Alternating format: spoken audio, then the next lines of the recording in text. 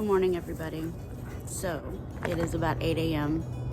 and it's about 43 degrees outside. Feels wonderful. Have my coffee. I can see my breath. So the goal today is to get as many of these plant haul plants in the ground while the dogs fight. I want to get all these plants in the ground, or most of them in the ground today. They've been sitting in pots for over a week on the driveway. Girls! Sorry. I thought about working in this bed since I started this bed weeks ago. Bella, stop. I started this bed when it was still, 100 degrees outside, and it was brutal. And I need to finish it. I've got some azaleas that are still like in the ground, but not really in the ground. So their root balls are kind of exposed. I need to get that covered up. You can see the exposed root balls. That's so wrong. So wrong. So I'm gonna try to get these buried today. But there was so much clay in these holes. It was ridiculous. But hopefully I will get this finished today. It's been sitting here for weeks, and that's sad.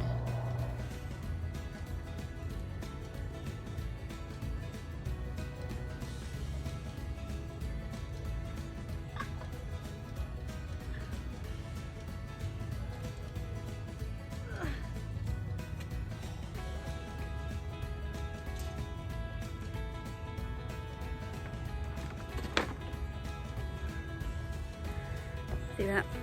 That is straight up clay. Like I could make, it's Play-Doh. That's what's in the hole. And then other things that are just in pots that really just need to get out of the pots. And I spent, while working in this bed, I spent hours pulling out, Bella, stop it. I spent hours. Well, my camera just cut off for no reason. Anyway, I spent hours pulling out Bermuda grass. Hey everybody. So the plan today is to get this flower bed completely cleaned out of all the weeds and the Bermuda grass that has completely taken over. It's awful.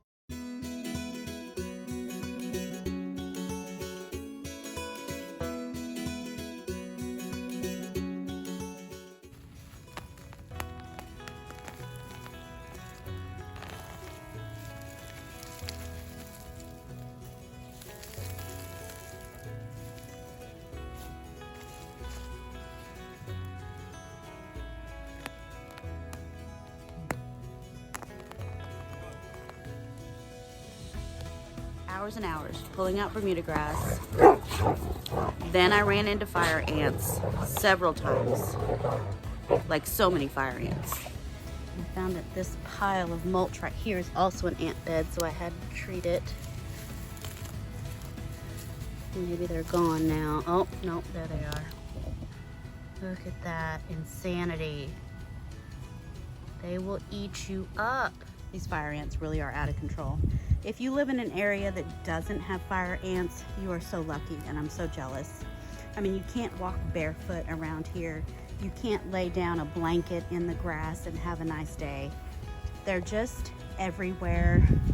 And even that bag of fire ant killer, all it really does is it kills the ones that come up out of the, the ant hill to defend the nest.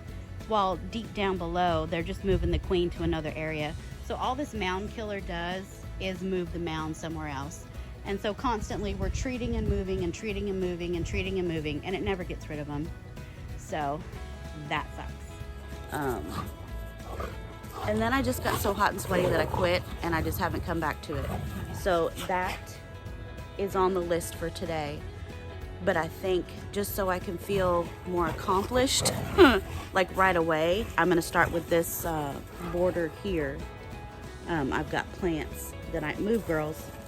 I've got plants along the border that I can get in the ground. We already have a row of Ruby Laura petalum. And I have that hydrangea I'm gonna plant right there. And then we have we have the variegated privet that we're gonna mix in between the ruby loropetalum that I think is gonna be a nice pop along this fence here. So I think what I'll do is I'll work today in pulling out Bermuda, because there is lots of, look at all that grass. That's supposed to be just mulch, and there's so much grass. Actually, there's more than just Bermuda. There's Bermuda, there is St. Augustine, and we have some nut sedge, which is real fun to try, because you can't really pull it out because it leaves these little, it has runners that go underground and more pop up, and if you pull one off and break it, there's also these little nut balls on the roots, and those nut balls release when you pull it out, and so it just makes more. And it's, I have some sedge ender herbicide that I'm gonna have to use, and it makes me sad, but it's the only way to get rid of it.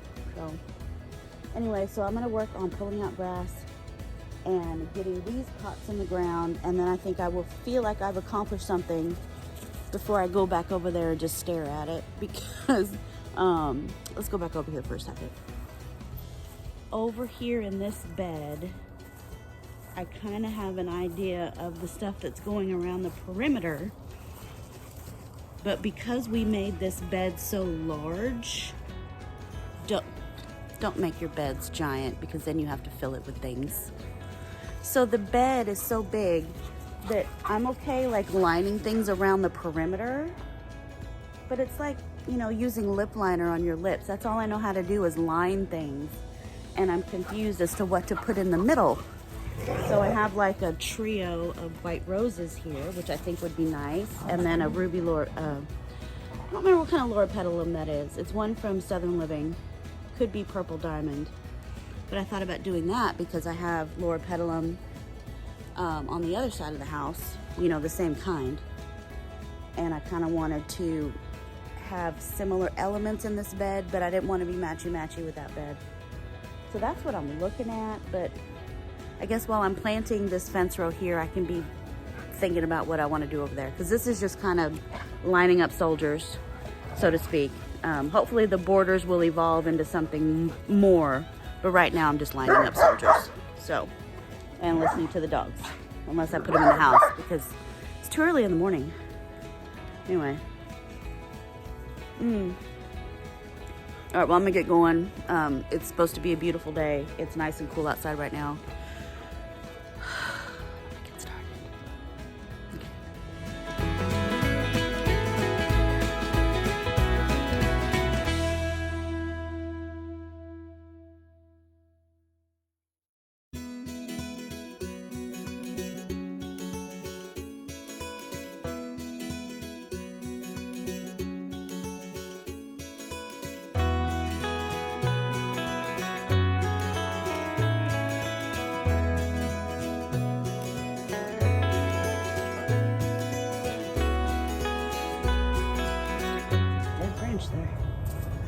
But I like the way this looks, the variegated privet with the ruby loropetalum, and I've offset it. These are all going to be set back just a few inches from the ruby loropetalum along the fence, so that they're not like directly in line with each other. It'll be just set back just a little bit, and that allows for hopefully more stuff to go in the front later as I make the border more interesting. I'm just gonna keep going. I have the hydrangea done. You can see it there, looks beautiful. So that'll be where a privet, privet was gonna go. But I decided to put that there because I have over by the house hydrangea, and then in that corner hydrangea, and then now here hydrangea. So I think that's gonna be nice. So probably what I'm gonna do is turn off the camera and just get all the rest of these done. That way they're done. And then if there's enough time, we're gonna work on, I don't know if you can see that windmill over there. We're gonna take out all the roses, and my husband's gonna put in an agapanthus installation there. It's all gonna be white and the purple blue agapanthus. Okay, so while I was digging in this hole, or pulled back the landscape fabric here, there's this slime creature, and it is moving. It's like moving itself back into the hole. It is extremely slimy, and it's almost like a worm, and a slug mixed together. I don't know what it is. It was in a tighter curl, and then when I came back I saw that it had loosened up and was going this way, so I know it's alive. It's alive, but I've never seen anything like it. If you know what it is, let me know. Okay, so next we're gonna work on cleaning out the rose bed, or I am. I'm gonna dig out all of my roses. My husband has his agapanthus lined up here. We got the white and purple agapanthus, and my dogs are busy barking at the neighbor's dog. But I have some Russian sage in here that's gonna come out. I have some lantana in there in the middle, yellow and white lantana, and then all my roses. There's a pretty yellow one about to open. But these roses never really did much in this bed. It's usually full of weeds. My husband has cleaned some of the weeds out. But what I'm going to do, I'm going to take all the roses out. I'm going to put them in these buckets, and I'm going to baby them this fall and winter and get them back healthy again.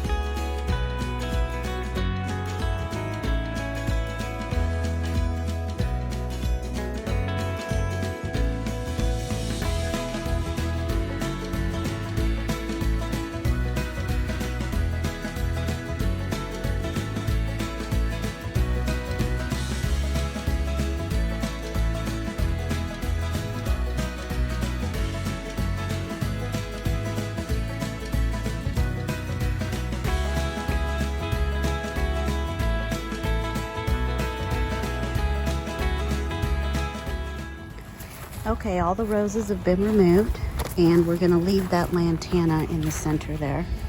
So my husband's gonna come in and pull out the rest of the weeds and turn in a little bit of manure. So there's the bed before, and then I have all of my roses and Russian sage in the back of the trailer here, and I'll take these to the back to my little seating area in the back where it's a little more shaded, only gets a little bit of sun, so these plants can recover and get their roots back healthy again. 2 of the pots I still need to fill with the potting soil and manure. I just kind of threw the roses in the buckets so I could get them moved to the back. But I need to get some soil on those roots pronto because they're already in shock. And there was a lot of buds on these, which makes me sad that I'm gonna lose those buds. But hopefully I will not lose any and I can get them back into good health, and then I'll just put them in a different part of the yard. So that's that project's done. Good morning, everybody. It is the next day, and I wanted to show you the planting job my husband did in this new agapanthus bed. It looks beautiful, and we did leave what is that plant? The lantana. We did leave the lantana in the middle, and it should get much bigger over the years and kind of bush out and fill in underneath the windmill. But I think the agapanthus looks lovely, especially next spring when those bloom spikes come. I don't know for sure if these are going to stay evergreen in this zone. We usually don't get very cold in the winter. I'm trying to remember if the agapanthus that I already have had it in a pot up until earlier this year, and I don't remember if the foliage stayed or if it died back. So we'll see what happens, but it looks really good, and I'm anxious to see those blooms in the spring.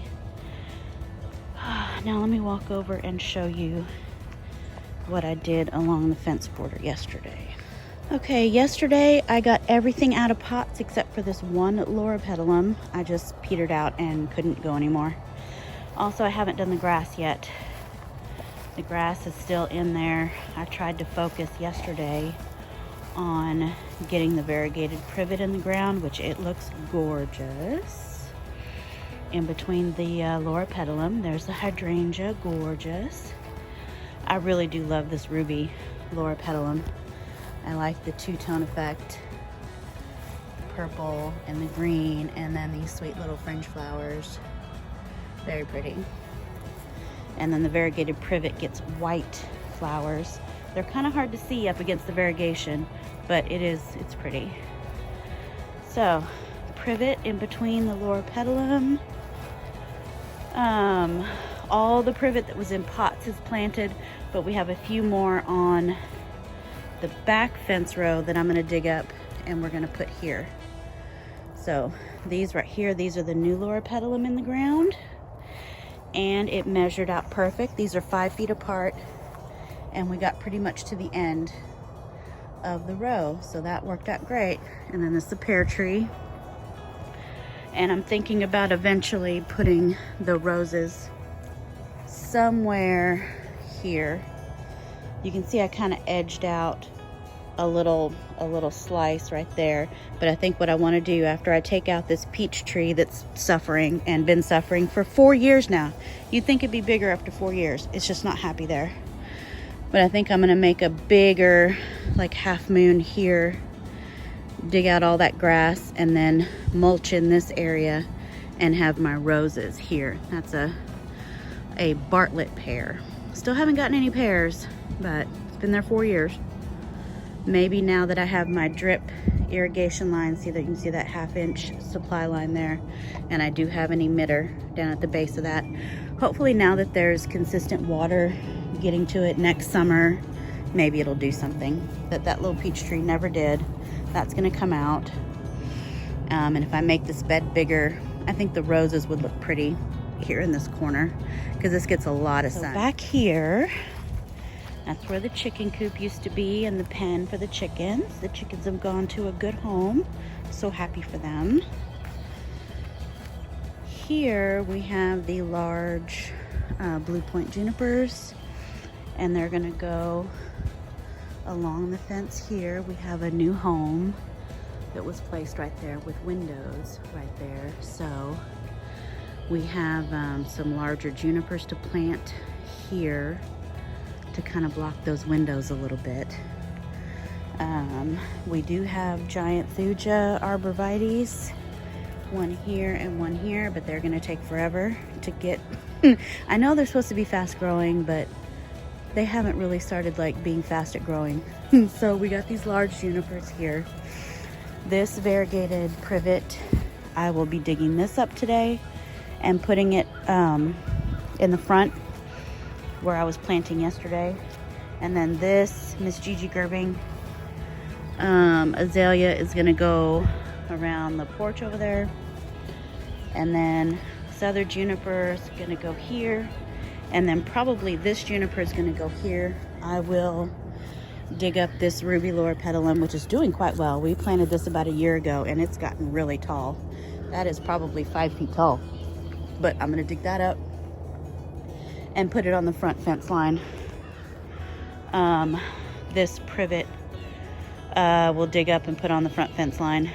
I'm a little concerned about these that have gotten so large, disturbing the roots right now, but at least it is cooler. It's not so hot, and maybe they'll be less stressed. This one we had thought about putting here, you know, removing that loropetalum and putting this juniper here, but there's a storage shed right there, so that kind of blocks the view already. So we'll probably move this juniper down on the end over there. So this variegated privet's coming out. Oh, and can I show you? This Camellia sasanqua is loaded up with buds. Cannot wait for that baby to bloom.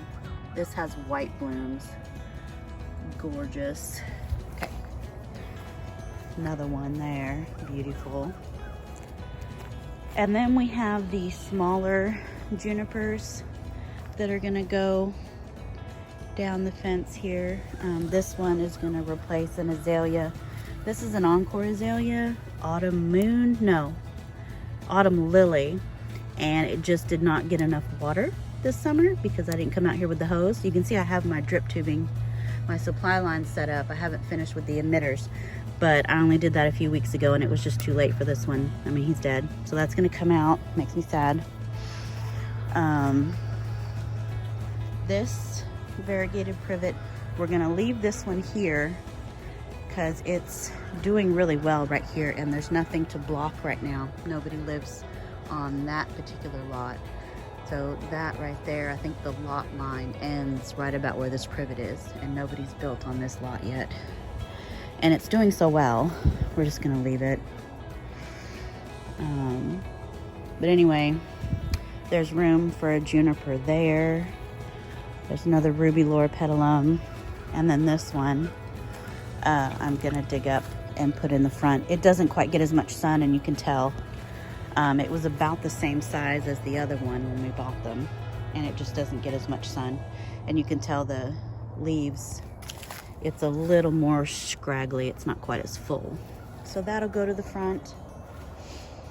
And then wherever we have room and space, like see some of these arborvitaes are not doing so well, and it's just gonna come out and put in a juniper, because we have these junipers here that were put in last year, and even though they're in quite a bit of shade, they did really well.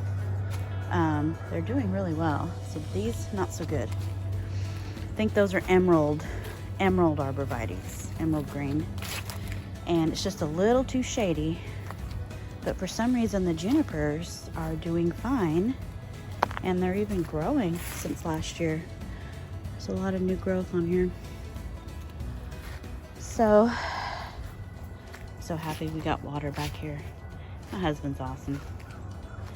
So anyway, this Encore azalea I'm gonna leave because it is trying to flower, and even though it didn't get enough water and is close to death, it's still alive right now. So now that it's cooled off, maybe it will stay alive.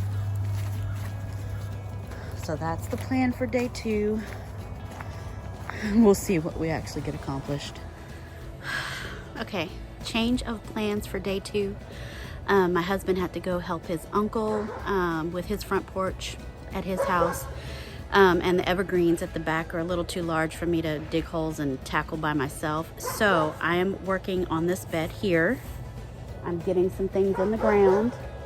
And I kind of had an idea to make it a little more interesting. I have some Gara that is taking over in the front bed, and I thought I might move it over here, and it could look a little bit magical because we have so many pollinators. You probably can't see right now, but all of those butterfly bushes are covered in butterflies and bees. I even have a monarch. It's so pretty. But I think Gara might be good there. So we'll see. So this is the Gara that I want to move.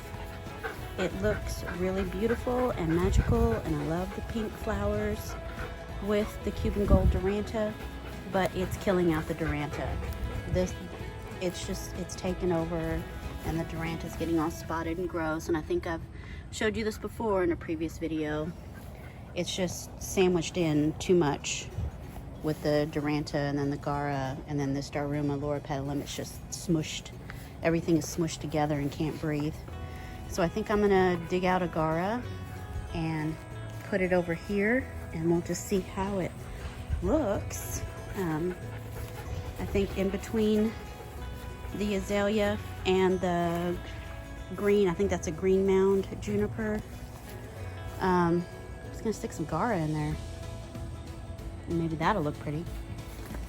And if it doesn't, I can put the Gara somewhere else, but it has to come out of this bed, so I might as well pull it up. So that's what I'm gonna do.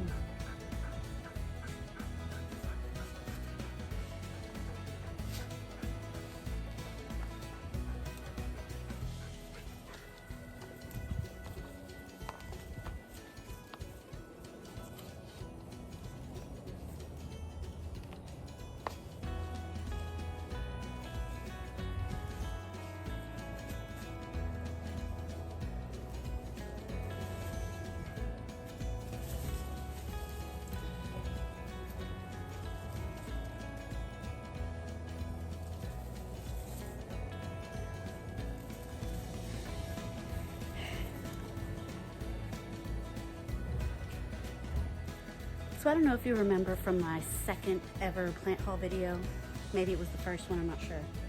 These Gara were teeny tiny little babies, little bitty, like maybe they look like that. Just one little thing with a little flower. Look at this monster, it's crazy.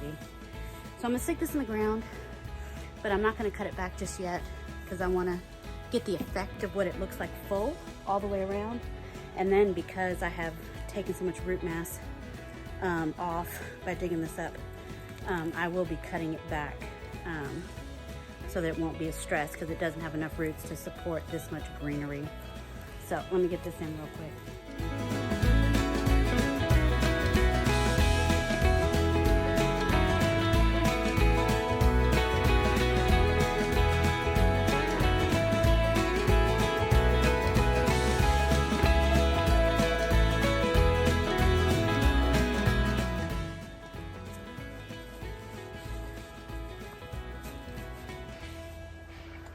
That looks a little bit insane. I think they're too big. Look at that. That monster. That's a monster that almost needs a whole bed for itself. Well, the Gara's coming out today. It's probably not gonna go right there, but it's going somewhere. That's crazy. Crazy. Anyway, let's get back to work. It's hot today. All right, so I'm gonna have to end the video here because I'm sunburnt. I just went and took a shower and I'm crispy burnt from being out here from about 9 a.m. till about 2 p.m., 1:45, 2 p.m. In west-facing sun all day, and I'm actually burnt, like I might peel. So I got everything planted that was part of the original plan. I even got the Italian cypress in the ground and it looks really good.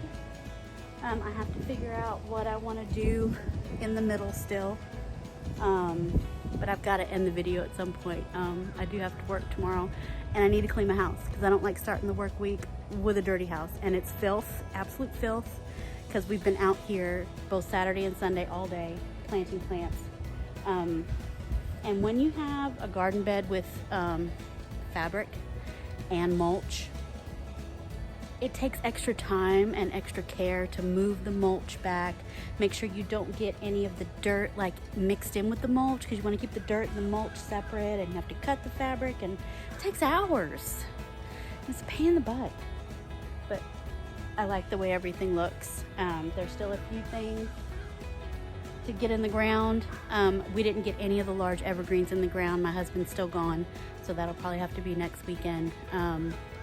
With the time change, now that daylight savings and whatnot, it's going to be dark when I get home from work on the days that I have to go into the office, so I don't know if we'll get much done.